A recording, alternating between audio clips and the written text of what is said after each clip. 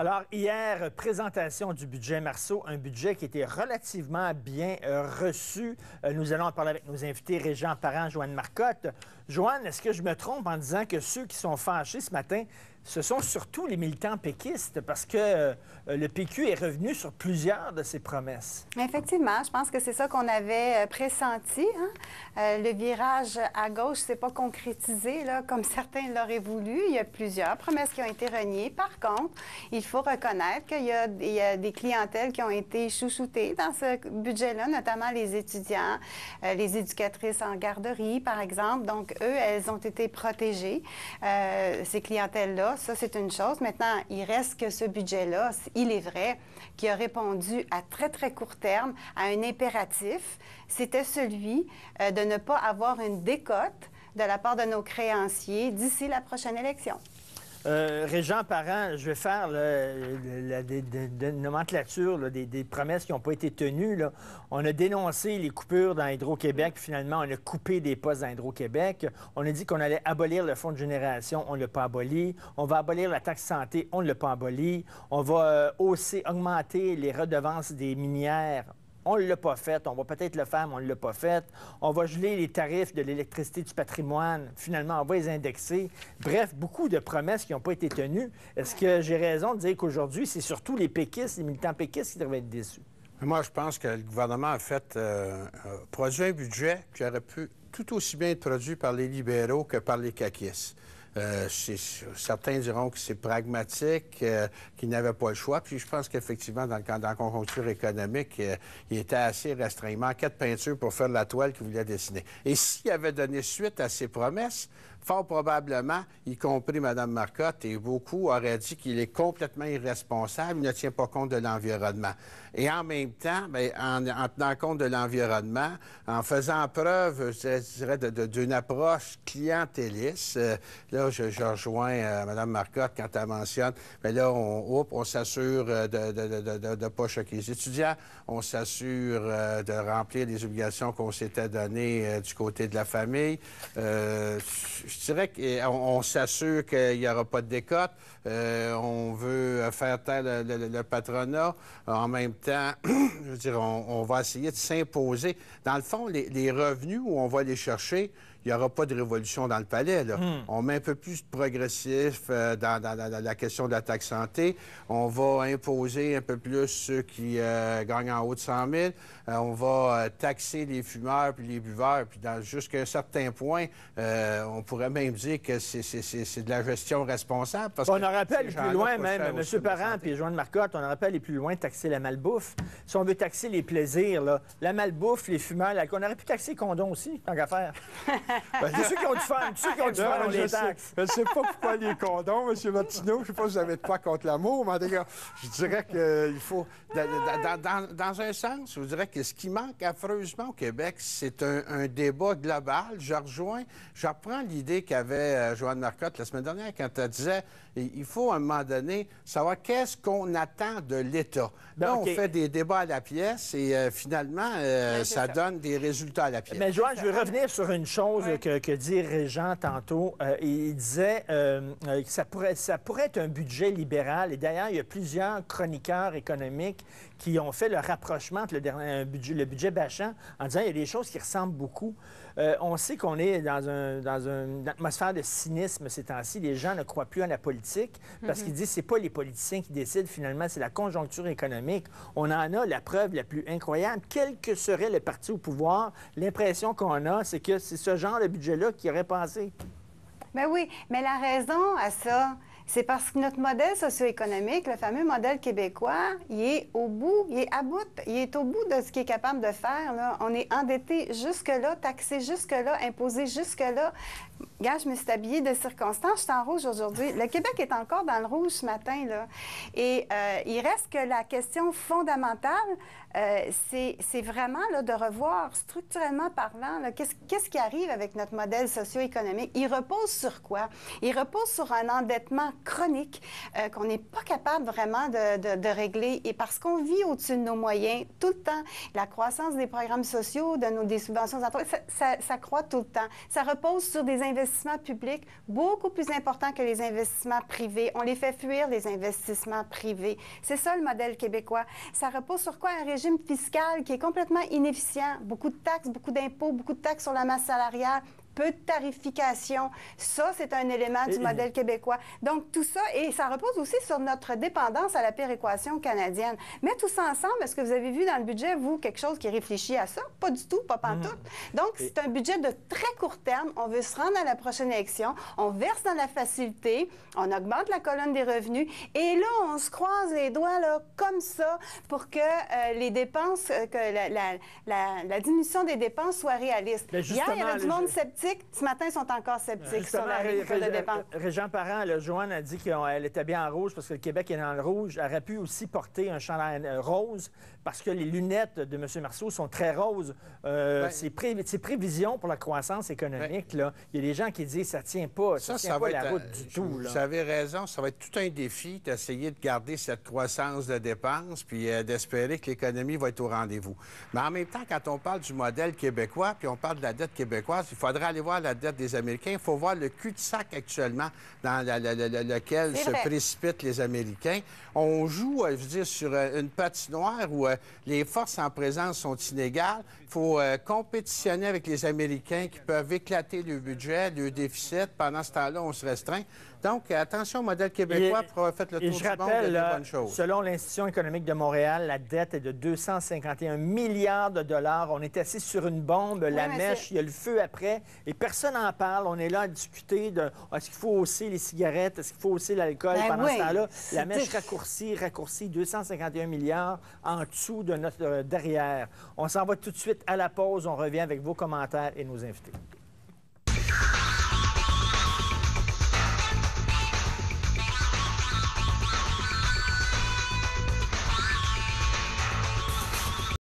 Alors, on a demandé sur notre page Facebook que le budget Marceau est assez bien accueilli. Le PQ, qui était très à gauche, s'est visiblement recentré. Comment vous expliquez ça? André-Félix Delisle a répondu sur notre page en disant que le PQ veut simplement conserver le pouvoir pour au moins 18 mois et ne pas se faire renverser seulement 2 mois après les dernières élections. Inutile de chercher plus loin. Le gouvernement marois se montre quand même assez responsable face à la situation économique actuelle. On a Normand au bout du fil. Normand, vous en pensez quoi de ce budget-là? Bonjour. Bonjour. Moi, curieusement, c'est parce que j'avais débuté l'émission en disant que les militants ou la clientèle péquiste, j'aime mieux me dire clientèle péquiste, serait déçue. Moi, je suis très à l'aise, je suis très confortable avec ce budget-là. Parce que, tout simplement, c'est un gouvernement minoritaire. Puis, je pense qu'au début, ils ont essayé de prendre une certaine direction. Ça a été critiqué. L'opposition s'est montrée très vive. Puis, il a fallu qu'ils s'ajustent là-dedans. C'est ce qu'ils ont fait. Maintenant, on a un gouvernement minoritaire qui va peut-être devenir un autre prochain gouvernement minoritaire libéral depuis que la CAQ est rendue dans le décor. Et puis, ça va probablement se répéter éventuellement par un autre gouvernement. D'ailleurs, Normand, ils ont fait plaisir à la CAQ, le PQ, en disant c'est correct, là, on va couper dans les postes d'Hydro-Québec. C'est une idée de la CAQ, ça, de couper 2000 emplois dans Hydro-Québec. 2000 postes, justement, puis M. Legault n'est pas encore satisfait de l'arrangement qu'ils ont fait quand même. Ils ont fait des points, là. Il n'est pas d'accord. Fait que, tu sais, M. Charest disait quand il a déclenché l'élection, pas de cette année, mais de 2007 ou 2008, là, que c'était pas gouvernable avec 3 mains sur sa stérine. On est à manger exactement de même, puis ça risque d'être comme ça longtemps au Québec. Merci beaucoup, Normand. Merci. Joanne, j'avais l'impression ce matin que les gens de l'opposition s'opposaient parce que c'est un job de l'opposition. Il faut s'opposer. Mais que, il n'y avait pas grand poignée là, pour s'opposer à ce budget-là. Effectivement, là où ils ont été très habiles, c'est qu'ils ont augmenté les impôts, les taxes sur des trucs où il est quasiment politiquement incorrect de contester. Comprenez-vous? Ben oui, l'alcool puis le tabac. Ben oui. puis les riches. Mais cela dit, là, moi, j'ai mon mot à dire. J'ai quelque chose à dire sur les partis d'opposition. Je comprends pas le Parti libéral. Là. À quelque part, il dit, on va voter contre, mais on renversera pas le gouvernement pour autant. Bien là, j'ai un problème avec ça, moi, parce que à ce moment-là, il dénature le vote. Là. Un vote sur le budget, c'est un vote de confiance. Alors, si le Parti libéral est pour dire, on va mettre le gouvernement en sursis, bien moi, je traduis ça par, je fais confiance à ce gouvernement-là pour quelque temps. Tu te lèves debout puis tu votes pour le budget. Tu parles pas des deux côtés de la bouche. Tu votes pour, tu veux lui donner un sursis, fine, vote pour. On comprendra pourquoi. On comprend Exactement. parce que t'as pas de chef, etc. Mais dis-moi pas de blague, là. Tu votes pour, tu votes pour. Si tu votes contre, tu te lèves, tu es en chambre, tu t'assois, puis ou tu te lèves puis tu votes contre le budget. Une porte ne peut pas être à la fois ouverte et fermée, comme on dit. Régent Parent, ils ont besoin de revenus, l'État. Ils vont taxer davantage, imposer davantage les 100 000 et plus. Très difficile de chialer contre ça. On dit que c'est les privilégiés de la société. Sauf qu'il n'y a pas beaucoup de gens qui gagnent 100 000 et plus au Québec. C'est pas énorme. C'est pas avec cette hausse-là qu'ils vont aller garnir leur coffre beaucoup. Là. Bien, je pense avec les chiffres que nous donnait le ministre des Finances, là, il parle d'un 400 millions qu'il va aller se chercher. Bon, moi, j'en reviens encore toujours au débat de fond. On voudrait vivre à la Scandinave, avoir des services à la Scandinave, puis payer des impôts à l'américaine. Fait que le vrai débat, il est là. Qu'est-ce qu'on veut, nous, Québécoises, Québécois? Et là, il faudra se donner... Parce qu'il faut voir que depuis le début des années 2000, les gouvernements successifs, là, pas seulement que le Parti libéral, ont réduit les impôts, se sont privés de revenus. On essaye de maintenir le même niveau de service. Là, on nous fait une promesse pour les prochains mois où on va essayer de maintenir un taux de croissance en bas de 2 Il faudra voir comment ils y arriveront. Je dirais, les libéraux nous avaient promis la même chose pendant leur règne. En bout de course, il n'y a pas moins de monde dans le secteur public, dans la fonction publique. Le déficit n'a pas été en décroissant. On a creusé le trou. Fait que c'est un méchant défi. On peut bien parler aujourd'hui, on va enlever 2 employés à Hydro-Québec, mais on va le faire comment? S'il y en avait 2000 de trop, il y a du monde qui dormait au gaz avant. Puis si c'est au prix, je veux dire, des installations, de détérioration du réseau, bien, on n'aura rien gagné. On a Méo au bout du fil. Je ne sais pas si c'est Méo penché. Méo, bonjour. Oui, on bonjour. vous écoute. Bonjour. Moi, c'est à propos de Mme McCott. Elle parle toujours du Parti québécois. Mais ça, on devrait mettre ça sur le Parti libéral. Parce que le Parti libéral, quand il a pris le pouvoir, là, il avait dit qu'il ne monterait pas la TPS parce que le PQ voulait le monter, puis lui, il ne voulait pas qu'il le monte. Fait que le libéral a monté ça, puis il a monté 200 $ pour la santé, puis il a monté les plaques de licence, il a monté l'assurance de l'automobile, il a tout monté. Puis il dit que c'est le Parti québécois qui monte tout. D'après moi, le libéral, il en a monté beaucoup. Je vais le faire réagir. PQ, Parti libéral, bonnet blanc, blanc bonnet. Il n'y a pas à s'inquiéter, le monsieur. Quand c'était le Parti libéral qui augmentait à coût de 10 milliards par année la dette, j'étais là pour les contester aussi. Je pense qu'il n'y a pas un gouvernement qui a plus endetté, pas je pense, c'est prouvé, qu'il n'y a pas un gouvernement qui a plus endetté la province que ça, mais on cherche où l'argent. On cherche où l'argent. Elle est à 3 endroits, l'argent. Elle est dans les systèmes de santé, elle est dans les infrastructures, puis dans des déficits actuariels des fonds de pension, des régimes de retraite du secteur public. Tant là qu'on va éviter ces sujets-là, on s'en sortira pas. Et ça, c'est tough. Parler de ces trucs-là, c'est très, très difficile. Donc, c'est pas avec un petit budget en patchant avec des taxes sur l'alcool, des trucs comme ça qu'on va régler le problème. C'est tout à fait ce que Régent Parent disait tantôt. On est dû vraiment pour... on aime ça, les sommets puis les tables rondes au Québec, plutôt qu'en faire sur l'éducation, alors que c'est pipé totalement. On sait ce qui va sortir de ça. Qu'est-ce qu'on veut comme panier de services au Québec? Qu'est-ce qu'on est prêt à couper? Parce que là, on y va à la pièce. Là, on met des petits plasters ici, puis un petit plaster là, puis une petite affaire là, puis tu sais, il va falloir maintenant avoir une discussion de fond sur le Québec, Régent Parent. Vous êtes d'accord avec ça? Moi, j'en suis convaincu. Fondamentalement, on est rendu à cette heure des choix et de choisir notre modèle. Et dans le cadre actuel, je ne dis pas que je renoncerai au modèle social-démocrate. On a juste à regarder les pays scandinaves, pays très imposés, mais qui ont un choix social-démocrate et qui, finalement, en termes de croissance économique, se comparent aisément avec les économies émergentes, y compris la Chine. Fait que cependant, il faut être cohérent. Je veux dire, si on veut tout avoir puis rien payer, bien, on a un problème. Puis si on veut payer moins, bien, il faut renoncer à des choses, mais les Québécoises, les Québécois le feront en toute Mais vous le savez, M. Parent, au Québec, tout le monde veut mourir. Tout le monde va aller au ciel, personne ne veut mourir. Hein? On veut le beurre, l'argent du beurre, puis la clé de la crèmerie, comme on dit. On ne dira pas l'autre aussi. Il va falloir choisir les le beurre fesses ou de la l'argent. fermière, mettons, on va le dire. Alors, on s'en va tout de suite à la pause. On revient, on reprend la discussion.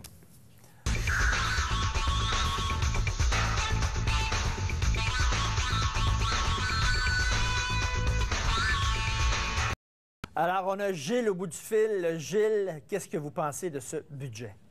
Oui, oui, M. Martineau, je suis bien content de vous parler. Je suis entièrement satisfait du budget. C'est un budget qui est responsable, c'est un budget qui rejoint la majorité de la population. Mais moi, j'aurais un commentaire. Oui. Il faudrait que les Québécois se regardent dans le miroir. Quelle sorte de peuple qu'est-ce qu'on veut dans la vie, là? Parce que, juste à regarder, moi, je rejoins les idées de M. Parent, là. Tu sais, il parle des pays scandinaves. Il y a raison de monsieur, là. C'est quoi qu'on va avoir? On va avoir des services, puis on ne veut pas payer. Puis le gouvernement libéral, là, pour moi, pour suivre ça, la politique, là, c'est des hypocrites. Monsieur Charest, c'est un beau parleur, c'est un maître. Il est talent, ce monsieur-là. Mais c'est pas tout en vérité, monsieur. Merci beaucoup, Gilles. Joanne Marcotte, Michel Fauteux nous a écrit sur notre page Facebook. Il dit, c'est pas un budget, ça s'appelle des hausses de taxes, point.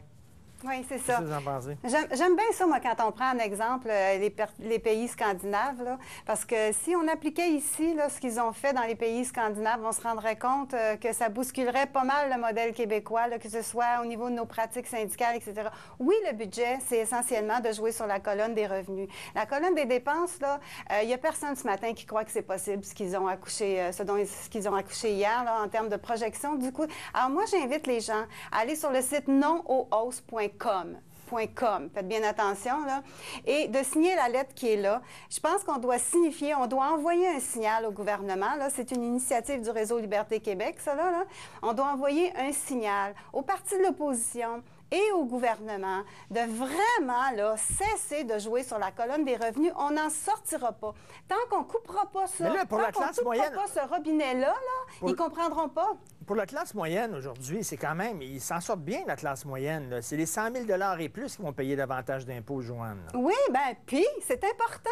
C'est important. Une fois qu'ils vont être rendus à 50 là, les riches d'imposition, qui pensez-vous qu'ils vont imposer? Ils vont imposer les 80 000 et plus. Après ça, ils vont imposer les 60 000 et plus. On impose des entrepreneurs quand on paye quand on impose des gens de ce genre-là. Régent Parent, vous en pensez quoi, vous, d'augmenter l'impôt pour les 100 000 Je pense que, d'abord, qu'on impose de façon plus prononcée, qu'on mette un palier d'imposition supplémentaire pour les 100 000 et plus, ça m'apparaît responsable.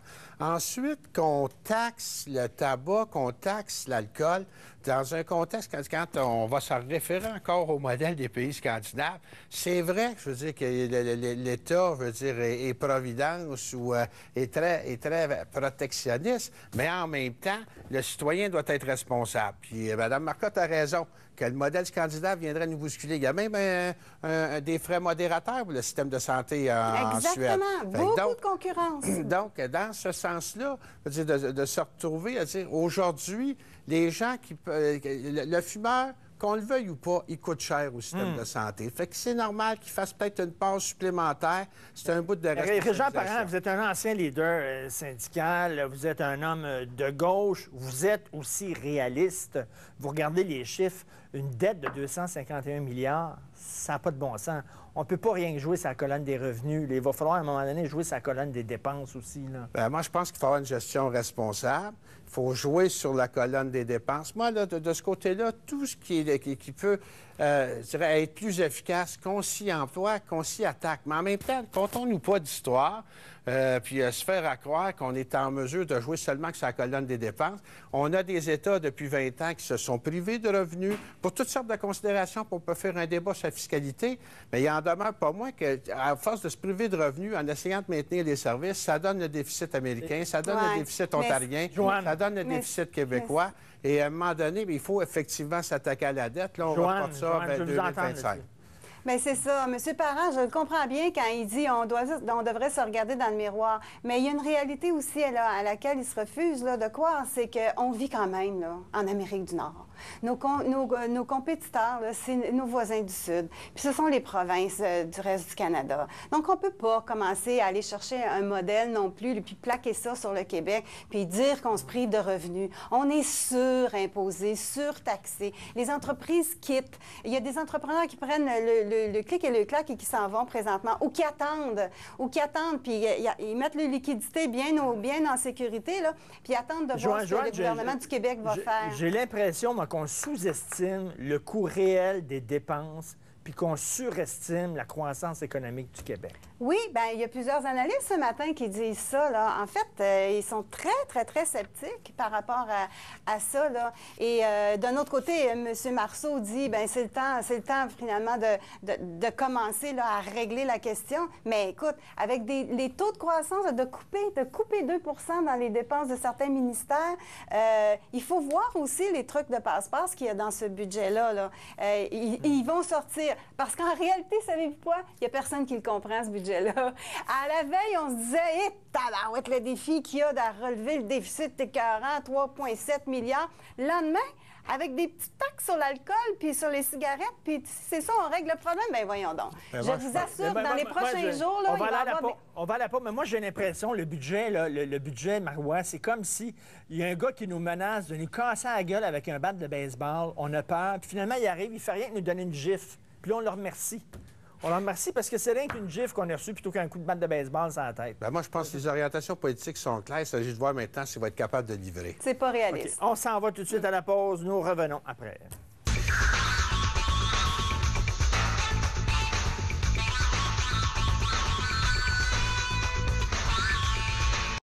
Joanne Marcotte, on dit tout le temps, il faut couper, il faut couper. Couper où?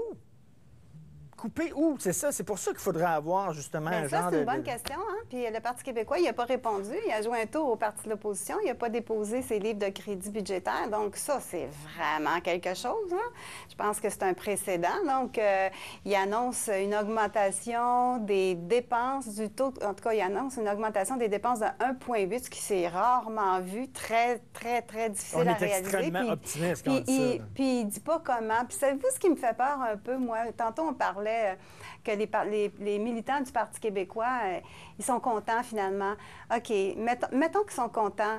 Je suis à peu près sûre, par exemple, que les militants de Québec solidaire ne le sont pas. Je pense que Françoise David, s'il y a quelqu'un qui a été cohérent hier, c'est bien elle. Et moi, ma crainte, là, c'est qu'étant donné que le Parti québécois n'a pas réussi finalement à aller chercher ou à faire plaisir aux militants de Québec solidaire, parce qu'ils en ont besoin pour avoir un gouvernement majoritaire, là, ils vont verser vraiment dans le nationalo-identitaire, là, plus que la normale, pour aller gonfler leur électorat. Et ça me fait peur. Parce que ce n'est pas ça la priorité au Québec. Tout à fait. C'est pas des chicanes de drapeau. On n'a pas besoin de ça. Les chicanes de drapeau, les chicanes de bannières à la Walmart, comme si aux États-Unis, on disait « circus ».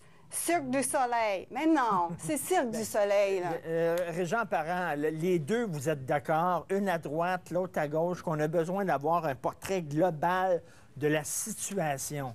Après ça, bon, savoir qu'est-ce qu'il faut faire. C'est quoi l'état là, des finances publiques? Où on peut couper? Qu'est-ce qu'on peut faire? Vous êtes d'accord, les deux, là-dessus? Bien, moi, en termes de couper... Je préconise pas de couper. Je dis tout simplement qu'il faut faire nos choix comme Québécoises, Québécois. Oui, Qu'est-ce qu'on va avoir? Non, mais dit choix, là? Non, mais quand faut on vraiment coupe... se préparer, là. Oui, mais en même temps, quand on coupe puis qu'on va tarifier, on baisse les impôts, mais on va aller collecter un peu plus dans le transport en commun, on va aller collecter un peu plus dans l'hydroélectricité. C'est-à-dire qu'on va responsabiliser les gens pour ce qu'ils consomment. C'est pas mauvais, ça, là. Quand vous parliez de la Suède tantôt, il y a vraiment un tarif utilisateur, là, qui est important. Madame Marcotte, on va se rejoindre là-dessus. Ça fait que ça va assez bien de ce côté-là. Moi, je vous dis tout simplement, faisons des choix éclairés. Arrêtons de faire du budget à la petite semaine, de la gestion à la petite semaine. Une responsabilité d'État, c'est d'avoir une vision. C'est de dire comment est-ce qu'on veut organiser le Québec. Et dans le moment, c'est plus ça qu'on fait. Et on a l'impression, vous êtes d'accord les deux, que c'est un budget à la petite semaine. C'est un budget à la petite semaine. Très court terme. Puis à ce compte-là, la proposition de la CAQ d'avoir un directeur parlementaire du budget, là, complètement indépendant de l'Assemblée, complètement indépendant des partis, là, c'est un must. Le CBO aux États-Unis fait une très bonne job. On en a maintenant un au Canada. Ça prend ça. Et celui du Canada vraiment talonne le gouvernement Harper, puis des fois, c'est lettre. On a besoin de ça au Québec. Moi, j'ai l'impression actuellement là, que c'est une famille qui est en train de faire faillite, là, puis le père ou la mère rassemble tout le monde autour de la cuisine, de la table de la cuisine, puis dire on va arrêter d'acheter des chips, on va baisser sur l'achat de liqueur. Mais c'est pas ça qui va les sauver de la faillite. C'est pas ça qui va les sauver de la faillite. Mais en même temps, Richard, on va donner des suçons aux enfants pour qu'ils se taisent. Merci. Merci beaucoup, Régent Parent. Merci beaucoup, Joanne Marcotte. On se revoit plus tard cette semaine. On s'en va à la pause. On revient pour la conclusion de l'émission. J'ai une surprise pour vous après la pause.